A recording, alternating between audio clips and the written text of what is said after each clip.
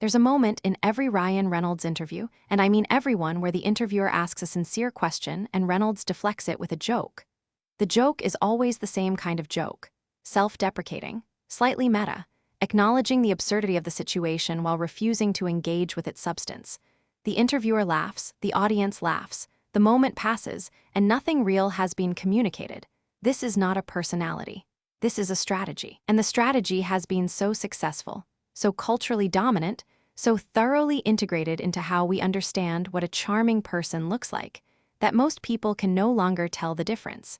David Foster Wallace, in his 1993 essay E Unibus Pluram, argued that irony, which had once been a tool of the counterculture, a way of exposing the absurdity of mainstream institutions, had been completely absorbed by those institutions. Television had learned to be ironic. Advertising had learned to be self-aware. The wink, the nudge, the acknowledgement that yes, we know this is an ad, had become the dominant mode of commercial communication. And once irony was the language of commerce, it could no longer function as critique.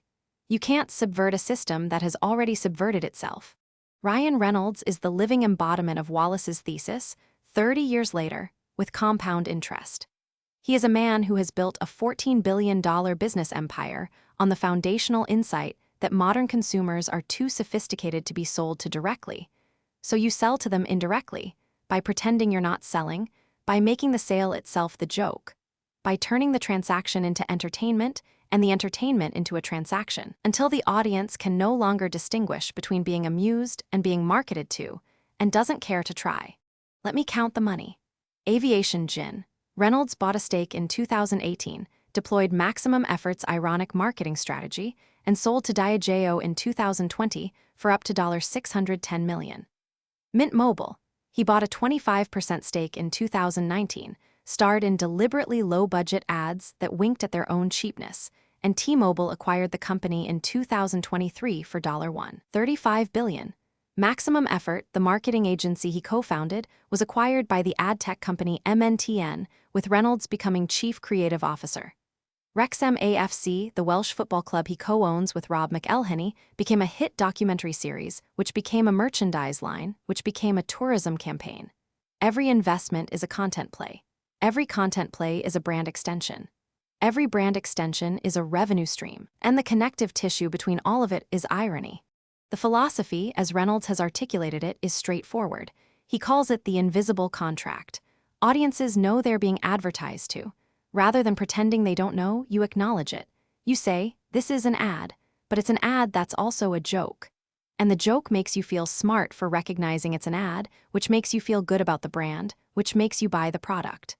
The manipulation is transparent, which makes it feel like it's not manipulation, which is the most sophisticated manipulation of all. Frederick Jameson, the Marxist literary critic, described postmodernism as the cultural logic of late capitalism. One of his central arguments was that postmodern culture is characterized by the disappearance of depth. The surface is all there is.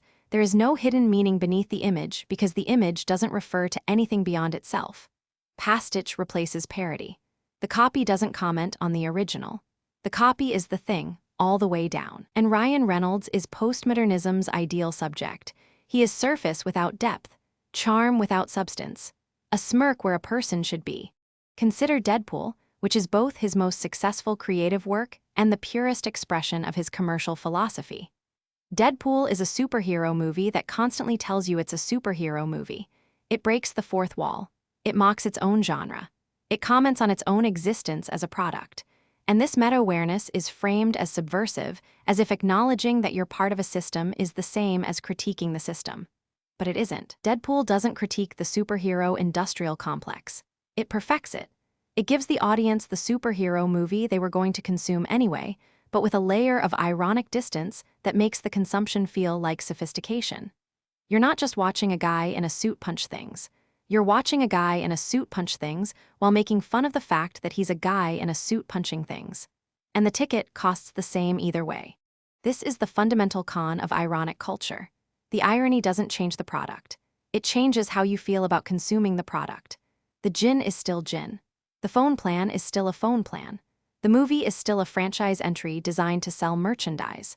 But the ironic packaging makes the consumer feel like they're in on the joke, like they're too smart to be manipulated, which is precisely the feeling that makes them most susceptible to manipulation. The most dangerous advertising doesn't look like advertising. And Ryan Reynolds has built an empire on advertising that looks like anti-advertising, which is just advertising with better branding. I want to talk about what irony costs, because the conversation always focuses on what it earns. The cost of irony, at scale, is sincerity.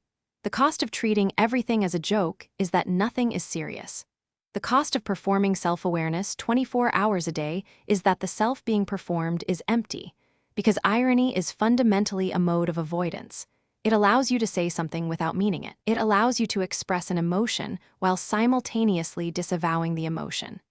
It allows you to exist in public without ever being vulnerable, because vulnerability requires sincerity, and sincerity is the one thing the ironic stance cannot permit.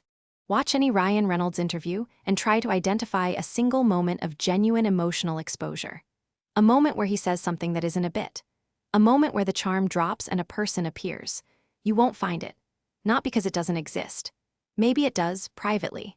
But the public figure, the brand, the commercial entity that is Ryan Reynolds has been so thoroughly optimized for ironic charm that sincerity would register as a malfunction. The algorithm cannot afford vulnerability.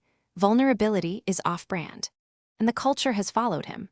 The Reynolds mode of being, the perpetual smirk, the meta-commentary, the refusal to take anything seriously, has become the default personality of an entire generation of male celebrities and, increasingly, of male public figures in general.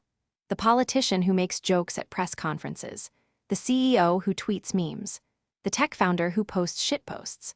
All of them are operating in the mode that Reynolds perfected, which is the mode that says, I know this is absurd, and my knowing it is absurd is what makes me trustworthy. But knowing something is absurd and doing it anyway isn't wisdom. It's complicity. Wallace, at the end of E Unibus Pluram, made a prediction. He said that the next generation of truly rebellious artists wouldn't be ironists. They'd be sincere. They'd risk being sentimental, being earnest, being uncool. Because in a culture where irony is the default, the only truly subversive act is meaning what you say. And that prediction hasn't come true. It hasn't come true because the system is too efficient, because irony generates too much revenue, because Ryan Reynolds sells too much gin and too many phone plans and too many movie tickets for the system to permit a return to sincerity. Sincerity doesn't scale. Sincerity can't be franchised.